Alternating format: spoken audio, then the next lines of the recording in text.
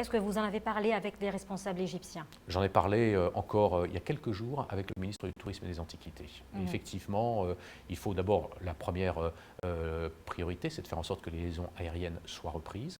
Donc c'est le cas depuis le 1er juillet. Il faut maintenant intensifier ces liaisons aériennes, faire en sorte qu'elles redeviennent sur une base quotidienne.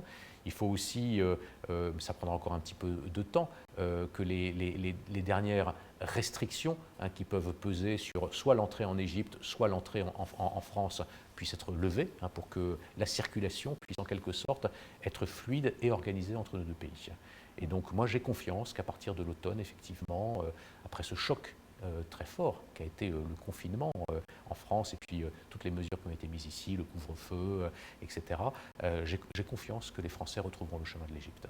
La coopération militaire et de défense entre la France et l'Égypte est particulière, notamment après la modernisation des forces armées égyptiennes. La France a joué un rôle important dans ce sens. Comment vous percevez, Monsieur l'ambassadeur, cette coopération aujourd'hui dans un contexte géopolitique très particulier? C'est ça la clé. Vous venez de mettre le doigt sur la question essentielle. C'est que l'Égypte, aujourd'hui, fait face à un environnement difficile.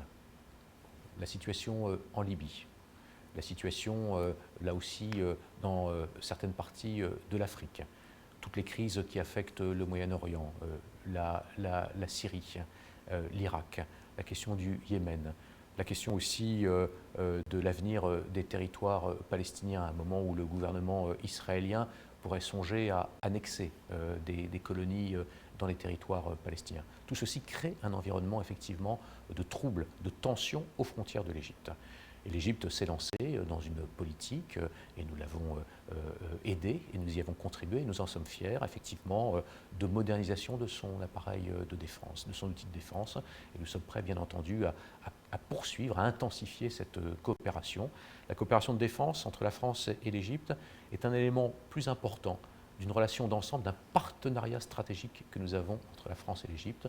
Nous considérons que l'Égypte est notre grand partenaire dans la région et évidemment, ce partenariat couvre, c'est bien naturel, les questions de défense et les questions de sécurité. En ce qui concerne la coopération administrative entre les deux pays, là aussi, c'est une coopération d'une longue tradition. La France a la fameuse ENA, un modèle à suivre partout dans le monde, et l'Égypte avait créé l'Académie nationale de formation pour un but plus global, pour moderniser l'administration égyptienne. Quel est l'accompagnement de la France dans ce processus? Ça, c'est un très beau projet auquel je suis personnellement très, très sensible. Et un projet qui a été signé lorsque le président Macron est venu en Égypte au début de l'année 2019.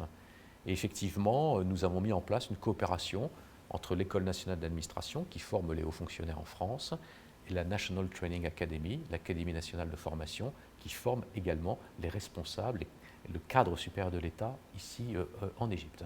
Et nous avons décidé effectivement de nouer ce partenariat et nous proposons un certain nombre de modules de formation. Il ne s'agit pas d'appliquer ce que nous faisons en France, il s'agit simplement de présenter, de proposer l'expertise française.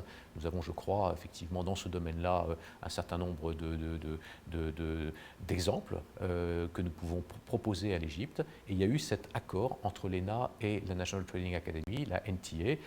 À cause du coronavirus, cette coopération a été un petit peu ralentie. Et là aussi, il faudra veiller à ce que dans les prochaines semaines, nous puissions reprendre cette coopération. C'est important que l'État égyptien puisse s'adosser, puisse, comment dirais-je, former des fonctionnaires les plus compétents. Et donc, ce que nous pouvons faire dans ce domaine-là pour aider l'Égypte, nous sommes vraiment absolument disposés à le faire.